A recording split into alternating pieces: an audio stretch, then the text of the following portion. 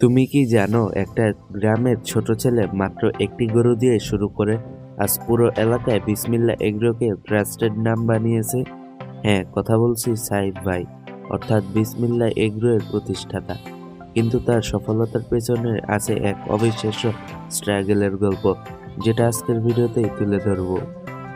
সাইদ ভাই কিভাবে শূন্য থেকে শুরু করে একটি সফল এগ্রো ফার্ম তৈরি করলেন, তার প্ল্যান, স্ট্রাগল, রিস্ক না সবকিছু এ টু জেড আজকের ভিডিওতে বলবো। সাইফ ভাইয়ের জন্ম এক সাধারণ পরিবারে। আর্থিক অবস্থা ঠিক তেমনটা ভালো ছিল না, কিন্তু কৃষি আর গরু পালন ছিল একটাই নেশা, তার ছোটবেলার প্যাশন। অনেকেই যেখানে ঢাকা শহরে চাকরি খুঁজতে গেছে, সাইফ ভাই ঠিক সেখানে গ্রামে কিছু করব বলে চিন্তা করলেন। এভাবেই জন্ম নিল বিসমিল্লাহ এগ্রোর প্রথম স্বপ্ন। কেবল একটি গরু আর একটি ছোট শেড দিয়ে তৈরি করেন তার ছোট্ট ফার্মটি। অনেকে হাসতো, বলতো এতে কিচ্ছু হবে না, কিন্তু সাইফ ভাই বিশ্বাস রেখেছিলেন কঠোর পরিশ্রমে। প্রতিদিন সকাল 5টার আগে উঠে গরুর যত্ন নেওয়া, খাবার বানানো, পরিষ্কার সবকিছু নিজেই করতেন। কিছুদিনের মধ্যেই তার ফার্মের দুধের কোয়ালিটির কারণে এলাকায় জনপ্রিয় হয়ে গেল।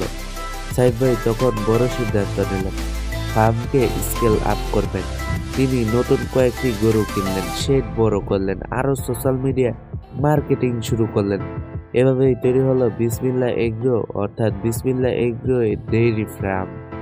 অনেকেই ফার্ম যেখানে কেমিক্যাল আর অ্যান্টিবায়োটিক ওষুধ ব্যবহার করে দুধ বাড়ায়, এবং কি সাইফ ভাই প্রথম দিন থেকেই বলছেন সততা হারালে ব্যবসা থাকে না। তাই তার ফার্মের দুধ একদমই পিওর, ফ্রেশ, অর্গানিক। এ কারণে বিসমিল্লাহ এগ্রোর উপর সবাই মানুষ বিশ্বাস তৈরি হয়েছে। আজ বিসমিল্লাহ এগ্রো একটি শুধু ফার্ম নয়, এটা অনেক মানুষের চাকরি, অনেক পরিবারের আয়ের উৎস। সাইফ ভাই প্রমাণ করেছেন যদি ইচ্ছা থাকে গ্রাম থেকে বড় কিছু করা যায়। সাইফ ভাইয়ের বিসমিল্লাহ এগ্রোর গল্প আমাদেরকে শেখায় পুঁজির চেয়ে বড় জিনিস হলো গিয়ে ইচ্ছা আর কঠোর পরিশ্রম। এই গল্পটি যদি আপনাদের ভালো লেগে থাকে, ভিডিওটি লাইক শেয়ার করতে অবশ্যই ভুলবেন না।